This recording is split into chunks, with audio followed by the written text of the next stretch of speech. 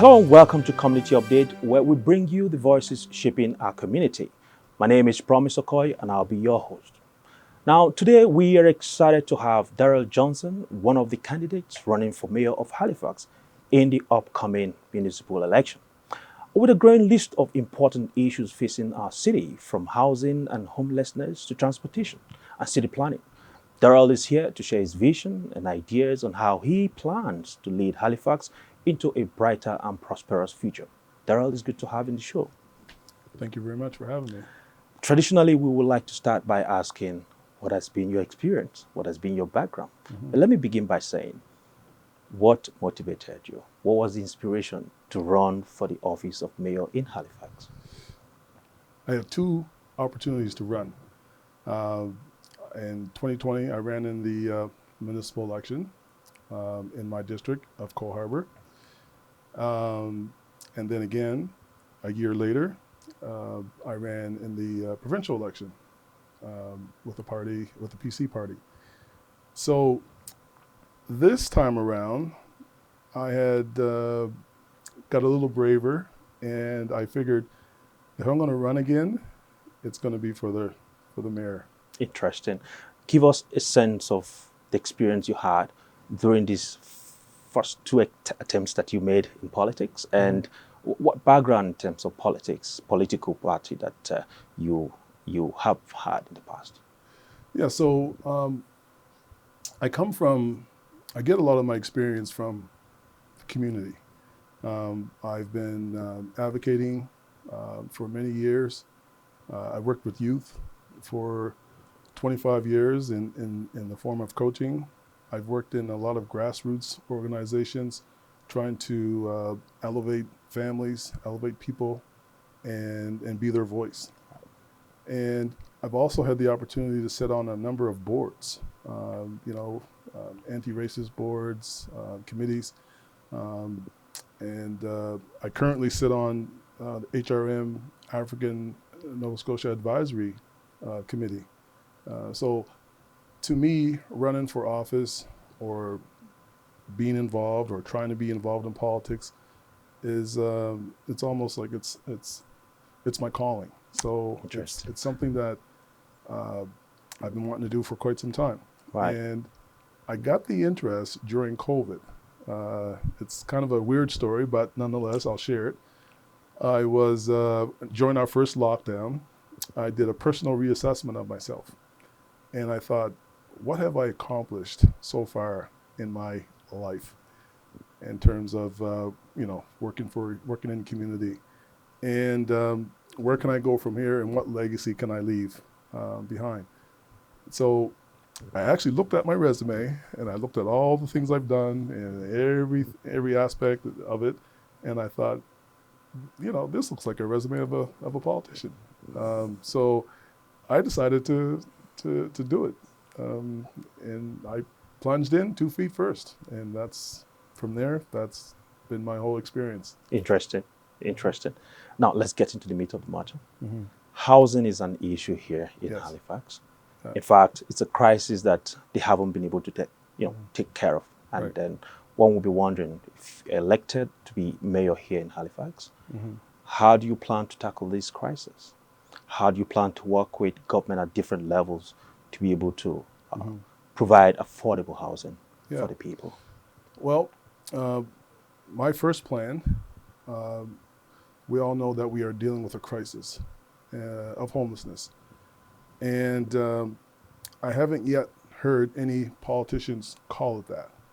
But let's call it like it is. It is a crisis.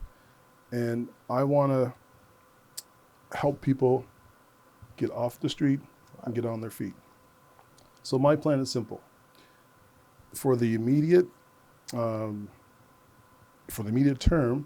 I'd like to take some of those vacant buildings that exist on city property here in Halifax, and the three that are on the top of my mind all the time is the old Halifax Spring Garden Road Library, St. Patrick's Junior High School, and there's a hotel or a motel, it's a motel in north end of Dartmouth in the Highfield Park area. I believe if we renovate those structures and refurbish, we could create rooms and we can house people and get people off the street. The second plan, I would form a task force. That task force will include politicians from all levels of government. But here's the thing. I would want politicians that are passionate about community as much as I am. And I would handpick people who have very similar experiences, or if not, from those backgrounds that reflect the community. Right. We have a vulnerable population and a marginalized community. If I don't have people that have close related experiences, then they're not going to be able to understand the impact. Third, I would have people around the table that are from those walks of life. Right. They're the experts. If we don't hear their voices, we can't implement policy, we can't implement program and be effective. So I believe those folks should be at the table. And finally, but not least, is the community itself. There are community navigators, community specialists, community advocates, and many more. Those folks also will be part of my task force. And together, we will be collaborating, sharing information, and with enhancing programming for folks, I believe we'll be successful under my leadership. Right. So tent encampment is also another topical issue, which has been very sensitive in recent past. That's right. And one is wondering, how do you plan to bring some temporary solutions like the shelters that we have? You just mentioned a couple places that you hope to, use for this purpose, but in the long term, getting out of the homelessness that we have found ourselves. What are your plans? Yeah. So that folds and falls right into the plan I was just talking about. Folks who are in those encampments, I know there's a few places around the city right now that they've been invited to stay. And I hope to be able to continue that, as well as have them placed in the vacant buildings that I have just mentioned. So it's all kind of, the encampments and homelessness is all part of one plan. So I want to make it happen. And I believe nobody should be living on the street. And here's the other thing about those two situations, the homelessness and the encampments. Right. All three levels of government have money set aside for crisis, for natural disasters, for example. We all saw the Bedford fires, forest fires that took place. Right. We had floodings shortly after that. And, several years back, we were impacted by a huge snowstorm and, a tropical storm. The government found money quite easily for those causes. So my thing is, why can't we find money for this homeless issue? It's if we can do that, the homelessness is a crisis. So we should be able to find funds to support these folks. And then the number of people coming into our province has, increased dramatically lately. Right. This is impacting on infrastructural development and all that stuff. Do you have any plans around there? Absolutely. So as you indicated, our population is growing. Our infrastructure is not. So we need to be able to keep up with that pace. And one of the things in my vision, looking to the future for Halifax, is that we need to start trying to figure out our roads and our pathways and try to get more people off the street and taking other forms of transportation. So the first thing I would like to see is an increase to the transit itself. More linked buses, traveling at a more frequent pace to reduce wait times, and more bus terminals so that people are encouraged to leave their vehicles at home and take those links and those buses that are going to be traveling more frequently. The second thing, and this is looking way into the future, Halifax doesn't have enough overpasses. Right. If you look at the Armdale Rotary, for example, that's old. and it's outdated. And there's congestion coming out of Spryfield, coming down the Bay Road and Quimple Road. I believe that whole area needs to be restructured, and we can have overpasses and under to keep traffic flowing at a better pace. That's going to help with the congestion. There's another area that's frustrating for motorists and people who choose to take their vehicles back and forth to work, and that's the Joseph Howell Exchange going into Bedford. When you merge off of that ramp of Joseph Howell Avenue, you've got traffic coming from Bedford and the Halifax West area, and it heading to the bridge or downtown Halifax, and it's really congested. That should be another overpass to, then people won't have to merge, and then there should be a third overpass that goes into Bedford. That's going to help alleviate some of the congestion and some of the traffic. And into the future, we're going to be much better off. The third plan of mine is, I know council has had discussion about a commuter rail. Right. I don't know what point it fell off, but I would revisit that, because I believe a commuter rail, with the pace that we're growing and the amount of, with our population increasing, right, that we can help alleviate some of that congestion. Yes, there is a third ferry coming, but a commuter rail coming from maybe Windsor to downtown Halifax would definitely be the way to go. So I don't know what happened to it, but I'd like to revisit that, because I think that's a viable solution to our traffic congestion. Right. It's interesting that you've touched transportation, because that was one of the questions I was going to ask. But let's go into security and safety within our community. Are you satisfied so far with what we have as far as security and safety? If you're not, what different are you going to do? For security and safety? Yes, please. Because that falls within the municipal, the police itself, basically. Do you think they are equipped enough? Do you think we have enough hands to take care of the growing population? Because of course with the population comes also the challenges of security. What are you going to do differently if elected? So looking into the future, there's no doubt that our city is going to end up being a metropolitan Toronto. It is already. Exactly. Right. We're like, I know the province has plans for to increase those numbers to 1 million in the next 5-10 years. So we're going to be a Metro Toronto or Montreal or Vancouver. So we need to start looking at other types of security. And it's funny, I don't want to give away my details to my business plan, but I had actually made a proposal to help police, because our police can't handle everything. And this proposal was calling for a public safety officers or public safety that was a step below police and probably 2 steps above regular security. And they would ride the transits, they would ride the commuter rail, the ferries, or anywhere that we would possibly be having some problems crime-wise. Of course, the police would come in when there's an actual criminal situation taking place or something that public safety officers can't handle. But I believe that's the route to go. They need to be at bus terminals. They need to be on those commuter rails, and they need to be places where police can't be. Right.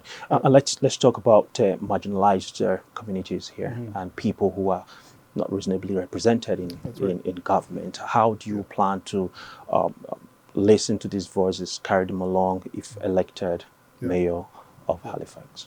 Yeah. So that's one of the that's probably the most important thing for me as a politician or as mayor or a leader. The marginalized community is very vulnerable, and we see it every day when we're driving by or walking down the street. We have to be a little bit more in tune to helping folks like that. My question is, how come it's been able to last so long? I mean, homelessness has always been an issue, as far as I know, growing up, but not to the amount that it is right now. Right. So we need to get in, work closely with community, enhance programming, find viable solutions and ways to help folks better themselves and get them off the street. And if that means better educational opportunities, better employment opportunities, then that's something that we need to do to try and steer folks in the right direction. Yeah. And then the other point is environmental sustainability. We find that globally, everyone is talking about, getting greener. And one will be wondering, what are your plans around climate change, around environmental sustainability? What do you have in your plans for this? So my plan is, again, simple. I like to approach everything from a common sense Right. point of view. So more green space is needed. And I think the city is doing a pretty good job right now of improving that in that area. We have the Cogswell Exchange going on. That's going to create more green space. We have a lot more trails in Halifax than we ever did. Encouraging people to take part in our outdoors. And the best thing is that people are starting to see and understand, like, hey, we have to protect our greenery. Right. But the most important thing, I think, with this plan is that we have to work together to take our vehicles off the street. Those greenhouse emissions are always going to be a problem. So the less that we have to travel in a vehicle, and it goes back to my transit plan, the better. We have, if we can keep more vehicles off the street and encourage people to walk, ride, scooter, it's going to help. It's going to help. Reducing traffic is going to help. Hopefully, that's what everyone is looking forward to. Yeah, exactly. There's this question I have, and I know it might sound a little bit, comfortable, but I would like you to speak to it. Do you think our city is ready for a black mayor? Because a lot of people look at you as a champion, just stepping up and accepting to run for that office. For us, a lot of people, just like me, will feel that's very good courage. And tell us, based on your experience around, you've been close to most of these people at the other level, tell me if they're really ready, city really ready for a black mayor. That's a really good question. I was looking at the history of Halifax, and I kind of knew, but it was confirmed that there hasn't never ever been a person of color, let alone a African Nova Scotian or black man or a person run for mayor. So that kind of puzzled me at first, and then I thought, you know what? Shrugged my shoulders, looked at the candidates. I thought, I'm gonna go for it. Wow. It's, I don't know if people understand that historically this is the first person, I guess, running. And to me, it's proud, because there's two votes to that. No one's talking about it, and I know, based on my research, that it hasn't been done before. So, yeah, it's kind of unique. Yeah, unique indeed. Yeah, for sure. What has been your experience so far since accepting the aspiration of your people to run for the office of the mayor? Has there been any experience around racism, some pushback, and people really making you feel you shouldn't even accept to run for this office? Let's share your experience. Yeah, so that's another fantabulous question. That's my new word. So before I started to run, I reached out to several people. A lot of them were politicians, some council, some in government, and I, ran it by them, and I received some advice that it came in the form of discouragement. So there were 7 people that gave me the same feedback that didn't look like me. So then me with my probabilities and numbers, and I looked at it and I was just like, you know what? That's 7 people that said the exact same thing that don't really know. So I went against what they said just because I needed to do this for myself. So I didn't follow their advice. I actually went and here I am. I put my name in that hat, and here I am. Generally, how does that make you feel? Pretty good. Now, mind you, the workload is heavy, It's but heavy, yeah, I know. Yeah. but nonetheless, it's everything Yeah. that you do in life is a challenge. So Absolutely. you can never back down from that, Yeah. and that's something I learned at a young age.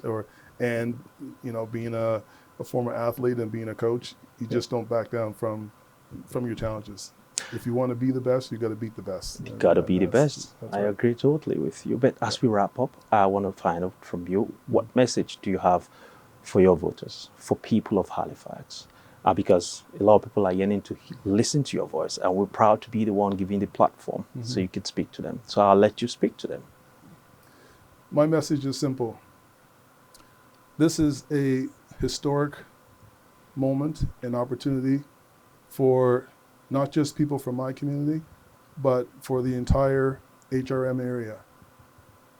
I'm looking to be a person that can lead our city, our municipality, into the future with my skill set, my understanding, my experience of how to connect people, how to build on foundation, and how to find success. So I'm looking for the support that I need to help be that voice, because I want to be that person that can represent everyone. And if I am successful, then you have my word. That's exactly what I'll be doing, representing everyone. Thank you very much, Daryl, for coming on the show and sharing your vision for Halifax. Thank you very much for having me. Very clear that there are a lot of challenges within our city, and we look forward to how you're going to surmount all of these if elected mayor. Wish you the best in your campaigns. Thank you very much. Now, to our viewers, don't forget to stay informed and make your voice heard in the upcoming elections. Thank you for tuning in to Community Update, and we'll see you next time.